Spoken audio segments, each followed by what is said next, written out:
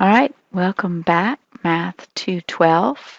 We are going to be looking at section 2 out of chapter 6. We're going to be looking at solving equations today. So let's move on. Here are our different topics. We'll also look at some inequalities as well and our equal sign. Well, let's see. This one says we're going to be looking at our different properties. They're very important here. I'll mention those. And we did look at odd and even numbers last time in our patterns because we found looking at an area model, we can have a 2n, and we also looked at a 2n minus 1 situation in our previous video. It's very important to note that subtraction is just another form of addition, and it just means adding that negative form of whatever's being subtracted.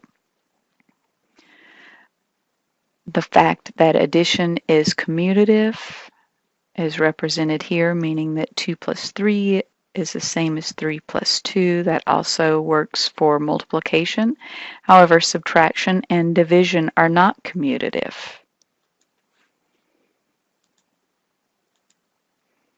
Let's look at this magic trick, if you will. All right, oops, I like purple. I'm going for purple here.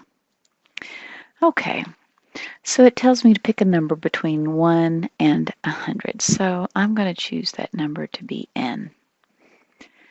Okay, so I'm going to add 4 to that number. So that just means n plus 4.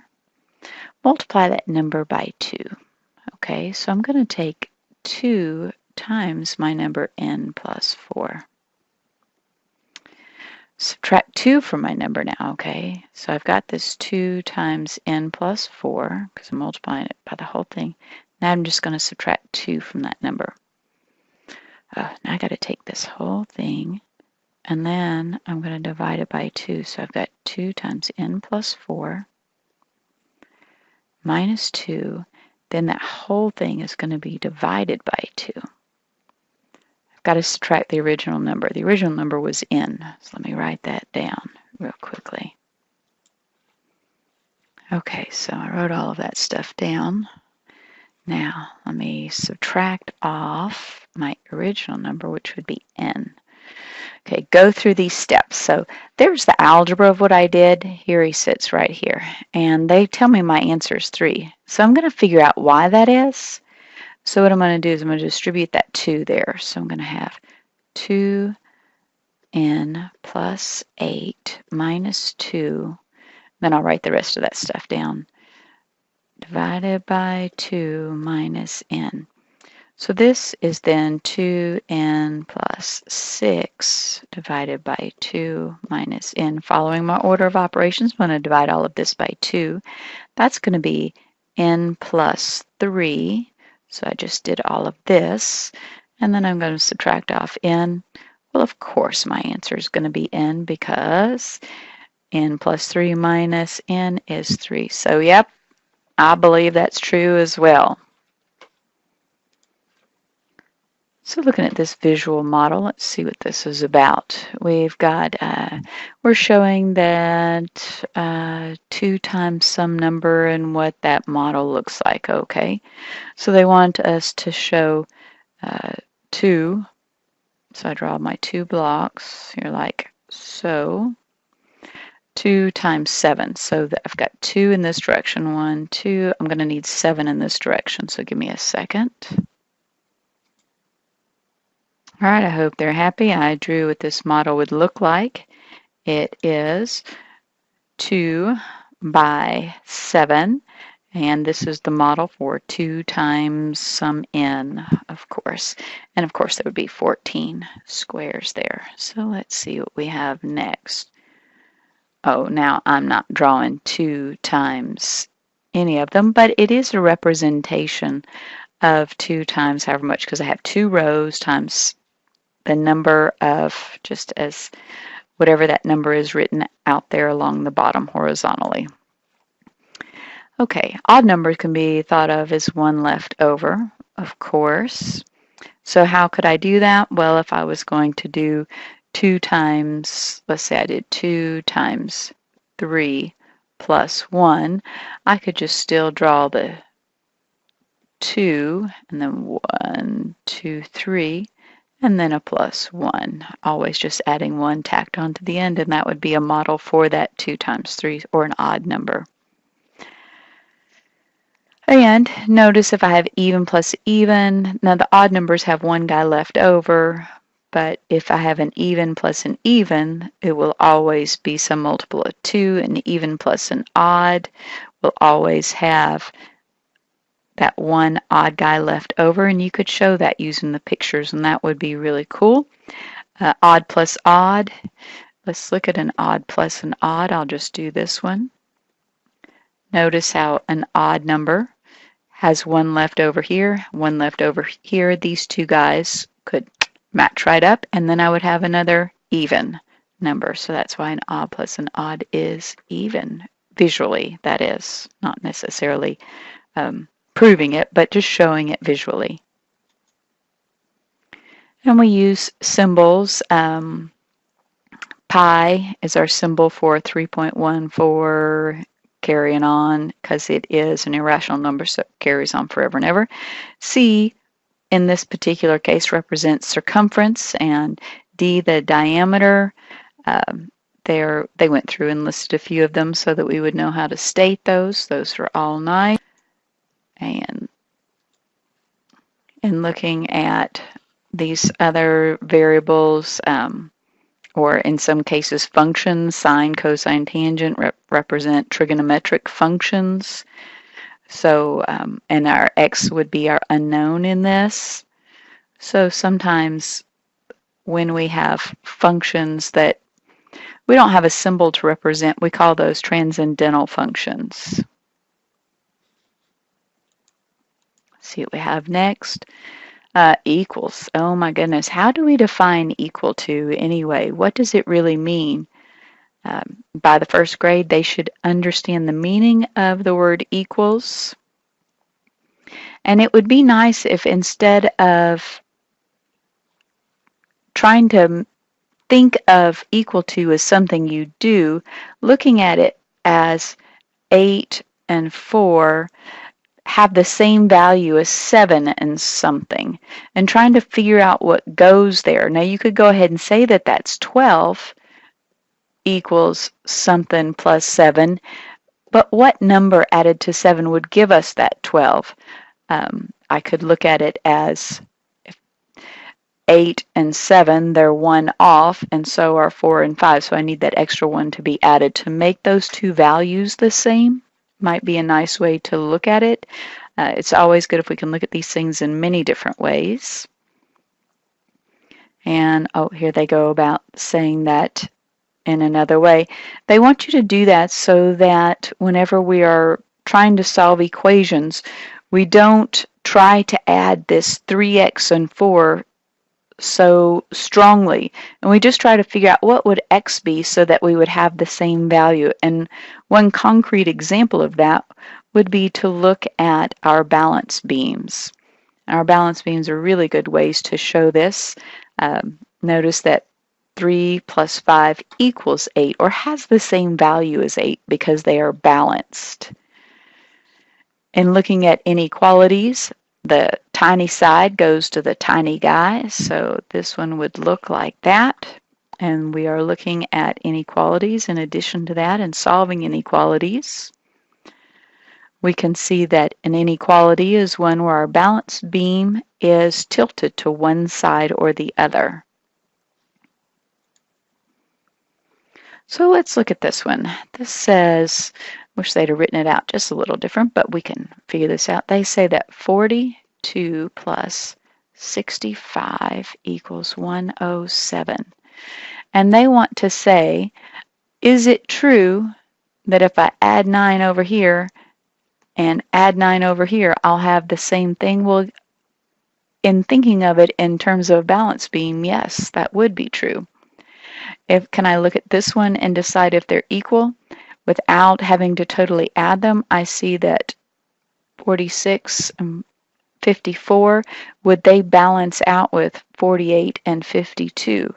And I see that they would, because there's 2 more in 46 to get to 48 and 2 less to go from 54 to 52. So yeah, they would balance out. I would have the same number of blocks on each side if I were to balance this thing. And looking at this one, if I know that 42 plus 79 is this number, which side would be heavier? Because I know that these two things have the same value. These two have the same value, and the 7 is bigger. I would do this to show my inequality. So let's look at this balance beam model and see if we can use this to solve. If I were to take these 3 blocks off and these 3 blocks off, I would get that x equals 5. And note, there is what that balance beam represented, and yes, indeed, x would be equal to 5 here. Here's another balance beam. How could I make this one represent?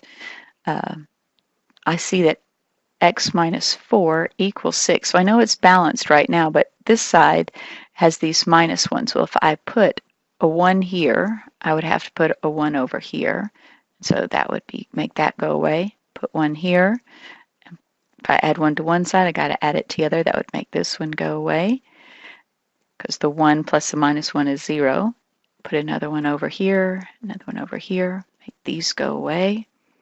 Put 1 over here and over here. The 1 plus the minus 1, make that go away. I'd have x over here. Counting these, I would then have equals 10. And that would represent 10 minus 4 equals 6 for my algebra problem. And here they're going through representing it as we just did. Here, the next thing is a Singapore bar model. Doing the Singapore bar model, what you do is you let the whole thing represent x. So first thing you'll do is you draw your x. Then to represent that, you say, well, I'm going to take off 4 of that here. So I take off that 4. And I know that when I take off 4, what I have left over is that 6. So now I can look at this and see that the x total length is 10. So they're going to have me draw a balance scale model for each of these, well, one of these, and then a Singapore model for the other. And then we're going to compare them and see what they look like. Okay. So I'm supposed to draw these 2 models. My A part, I'm doing balance scale model. I draw 3 of these x's. So let me draw 3 of them, and I'm going to put x's in them to differentiate. I'll get a different color, and let's make it green. I need 2 on this side. Whoop, that's not green. Green. 1, 2. On the right side, I need, because it's this on the left and this on the right, these 2 values are equal. I need 17 of these things. 1, 2, 3, 4, 5, 6, 7, 8, 9, 10, 11, 12, 13, 14, 15, 16, 17. And I would like to take off 2 of those. So let's see if I can erase that one. That one, 1, 1, 2. Okay, and I now have that 3 x's equals 15. So if 3 x's equals 15, and there's 3 of them, let me group them. 1, 2. There's 5 there. There's 5 there. It breaks out very nicely. So each x must be 5. The Singapore model, let's see. So let's see, I'm going to have on one side, I'm going to have 17 here. So let's say that that is 17. I know that I need 2 in length here. So let's say that this is a 2. And then the things that are left over here have to be broken up into groups of 3, each of these of length x. So each of those would be of length x. Since that is of 2, these would then be 15 in length. And since they're 15 in length and there are 3 of them, each one would be 5. And comparing the two models, you might have some students to like one method over the other method, and you're going to find that you like one method over the other. I prefer the balance beam method, but everyone thinks differently. There are going to be several of you that are going to like the Singapore method better. So let's look at some models with some inequalities. Okay, so we've got 2 and a 5. And we're going to add 4 to each side. So if I have 2 and a 5, that would be 6 and a 9.